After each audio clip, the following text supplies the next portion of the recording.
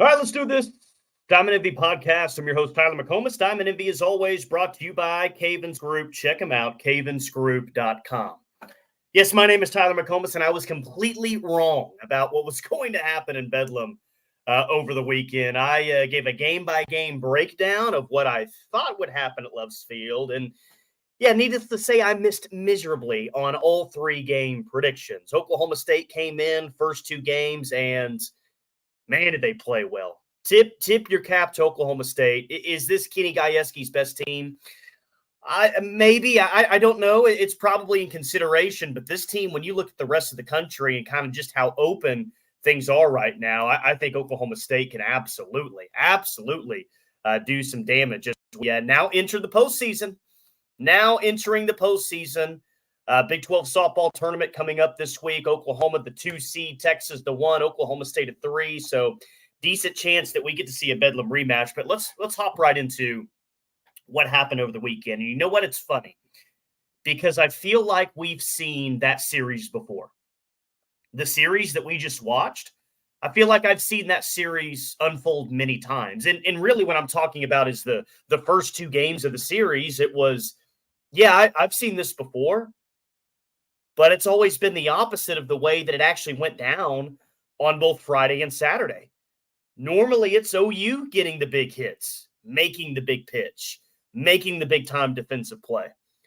And it wasn't on Friday and Saturday. It was Oklahoma State. Oklahoma State, especially in this. Like, I remember last year, Tiare Jennings had a huge double that helped OU win a very critical game against Oklahoma State. And we're just so used to OU having such a clutch gene over the years, right? It's just when you think that they're out of it, they always come up with the big hit. They always come up with the big home run. There's always a big moment in a season, multiple big moments in a season, and it's with OU having the clutch gene. It never seems to disappoint. They just don't have that right now. And not only do they not have that right now, it was Oklahoma State who had it over the weekend, and the reason why by the time we got to Sunday, the Cowgirls had already won the series. And we had already talked about this year, and I thought that this weekend was a fantastic opportunity for this team to make a statement. All right? Like, up to this point, not that you've been terrible or bad or anything, but this just didn't look like the team going into the weekend that you thought that you were going to have going into the season. And here was a chance in front of a audience that was going to be watching all three games, national TV audience on Sunday. Like, here's your chance to exclaim going into the postseason. All right, maybe we struggled a little bit more than most people thought, or even we thought, but here's a message to everyone else against the top 5 team. We're still Oklahoma, and we're still the best team in the sport. Hard to say that right now. I still think they're good. I don't think that we need to write the eulogy of this season by any stretch. I think OU absolutely has a chance to get back to Oklahoma City and do some real damage there. And they're still playing, will play for their 4th consecutive national championship. But it just feels off right now. I mean, doesn't it? Doesn't it just feel off? And not only does it feel off, are we all kind of wondering just exactly what's going on? Because it just doesn't make any sense that this team that has won so many games, had so many clutch moments over the years, won so many championships, national championships. I mean, we honored a senior class on Sunday where most of the players, they don't know anything but winning a national championship. So what's wrong? What's the issue? And I've heard maybe pressing a little bit too much. Patty even talked about this weekend how loud Love's Field can get, and that can either fuel you or work against you. I just really didn't think that I'd be talking about, one, a team that didn't win a Big 12 championship and didn't do it outright. That was the Texas Longhorns. But really a team that just in the biggest moments, they're not performing their best like they have in years past. So, yeah, I definitely, again, tip your cap to Oklahoma State. They got a really good softball team. They got a chance to do some real damage. They came in on Friday and Saturday. They made the big plays. They had the big moments. And they took it to you in the first 2 games of the series. But the clutch gene just isn't there. And I'm interested and curious why, when you're talking about a senior class that is the most accomplished senior class maybe in college softball history, certainly of OU softball history, right? It just doesn't add up. And I am, I guess I'm just kind of confused on where this team is today as I record on May 6th here going into the postseason.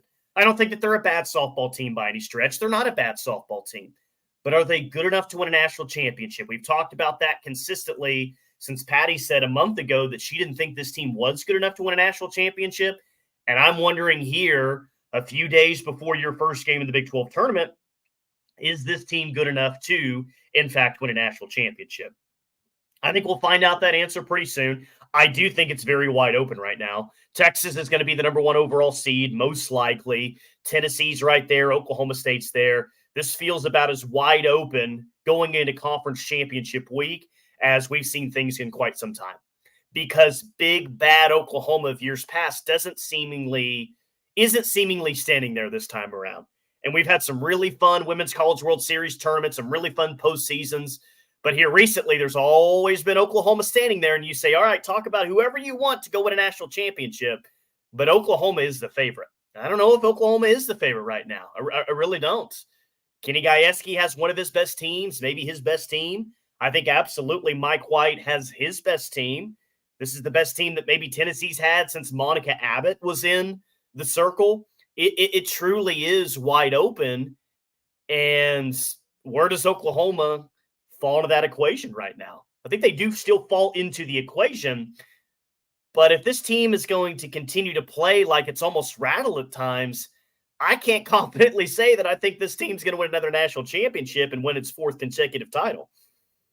So just now I will say this for like all the negative or the question marks that I'm bringing up so far in this episode. This was a 3-game series. Like OU lost the 3-game series. They lost the first 2, but I do think that you have to acknowledge all 3 games of the series, not just the 2 that they lost. So let's do that right now. And I will say, if there is a positive from this weekend, it's how this team bounced back on Sunday. You lose your first series to Oklahoma State in a long time. You're going into Sunday's game just trying to salvage the series and not get swept in a 3-game series, for the first time in program history, I think. It would have been really easy just to kind of lay down and say, you know what, we didn't win the series, just not our year, it's not our weekend, whatever. And they bounced back and they played, honestly, like one of their better games here recently against Oklahoma State. And I do think that needs to be acknowledged, and I do think that if I'm going to offer up some real positives from this weekend, that's where I'm going to go. The fact that, and I know I just spent a whole lot of time talking about where's the clutch gene, where is it gone?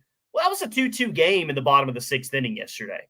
Oklahoma State had just had a 2-run double in the top of the 6th. You got out of a jam in that inning, and you end up winning 8-2 because Ella Parker hit a massive 3-run home run, and then Tiare Jennings hits a home run shortly after. So there's the positives from this weekend. If you're looking for it, it's okay. Well, after losing 2 games like that, you came back and had one of your best games of the year, one of your best wins of the year, and you did it when it was a 2-2 game in the bottom of the 6th inning, and you really opened it up. Honestly, how that game ended up on Sunday is what we've been waiting to see now for several weeks, because that's what we're used to. We're not used to how it unfolded on Friday and Saturday and Oklahoma State scoring 5 runs in the 6th to score 6-2. You're used to how it happened on Sunday. You get the 2-0 lead. Oh, they come back and tie it, and it looks like maybe they'll get more runs in the 6th inning. But come on, this is OU. They're going to find a way to pull away just like they did on Sunday. That's what you're used to, but we haven't been seeing that consistently in the biggest games that OU's been playing this year. So there's that. Like, they did come up clutch on Sunday. Carly Keeney was absolutely excellent yesterday. You had some young players like Pickering and Ella Parker really step up and hit some big home runs, which I think Pickering's home run was the first home run of the weekend, which is a little bit crazy. But maybe that's it. I hope that's true. I think I need to see a lot more before I'm ready to say, all right, one game just totally fixed it. But maybe it was Sunday's game, like back against the wall. You're trying not to get swept. It's senior day, like all of that. And you come back and win the game 8-2 against a very good Oklahoma State softball team. Maybe that's the moment where it gets kickstarted and you start playing your best softball. I hope so, because I've been saying for a few weeks now is that, all right, they're not playing their best ball, but they don't need to be right now. Well, guys, Big 12 tournament, OU will play its first game on Thursday in the Big 12 tournament. Now's the time. Like now is when you have to start playing your best softball. There's no more time. There's no more room to sit here and try and figure it out. Like the statement needs to be made now. You go out and win a Big 12 tournament. You go beat Oklahoma State this week on Friday, and then you go beat Texas in a championship game, then maybe I'm having a little bit different of a tone in a week's time. But against the best teams in conference, OU's just 2-4 on the season. And Oklahoma State and Texas are both very good softball teams, but a combined 2-4 against those two teams is just not something that we're not used to seeing. I don't think that I have to tell you that. But this team, we're just waiting for this team to show it. And maybe it never happens. Maybe it does in Oklahoma City.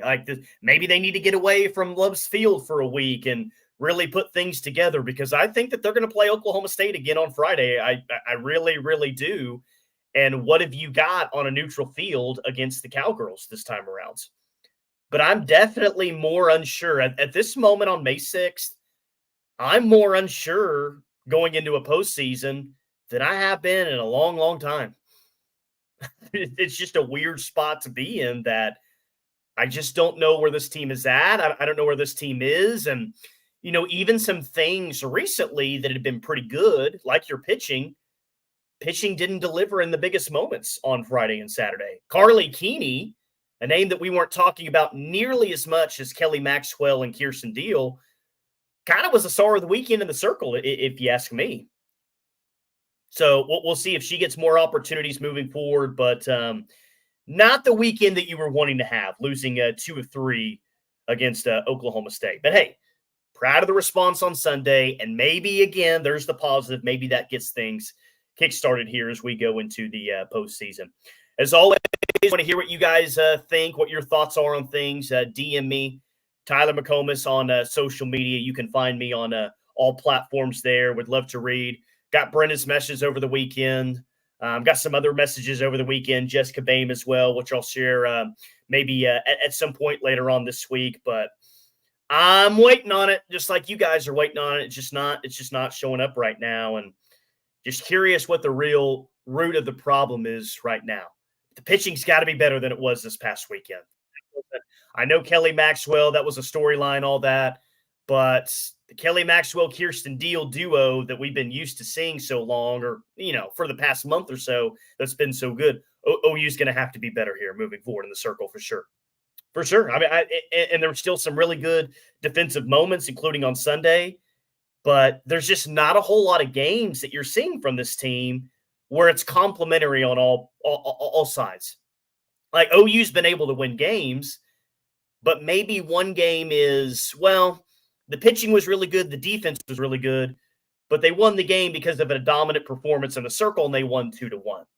Well, maybe the pitching wasn't great, but they were ready to slug their way. Like, at some point, this team needs to put it all together. And there's just not a whole lot of games right now where that's been the case. There's not a whole lot of games you look at against some of the better competition that you faced where you say the pitching was on point, the offense was on point, the defense was on point. I do think Sunday, again, I don't want to ignore that what happened on Sunday. It's the last game that you had in the series.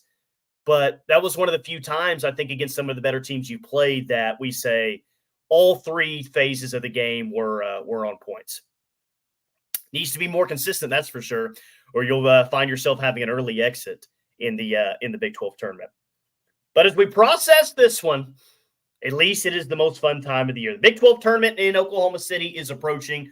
Hopefully, OU can make a solid run, as they are the number 4 team in a set of rankings today released on Monday. They'll still host a regional. They'll still host a super regional, but are they going to be the number 1 overall seed like we've seen in years past? It just doesn't feel that way right now. All right. As always, appreciate all the interaction, everything you guys do to help push the podcast. Whatever this postseason looks like, don't write the obituary just yet. It is still a Patty Gasso. It's still the 3-time defending champs. It's still OU softball. I'm just very curious of what we're going to get this postseason for sure. Very, very curious of what's going to happen here in the postseason, but don't write the obituary just yet. They still got a chance to go out and win another national championship. As always, appreciate you guys. I'll talk to you later on this week right here on the Diamond Envy Podcast. I'm your host, Tyler McComas.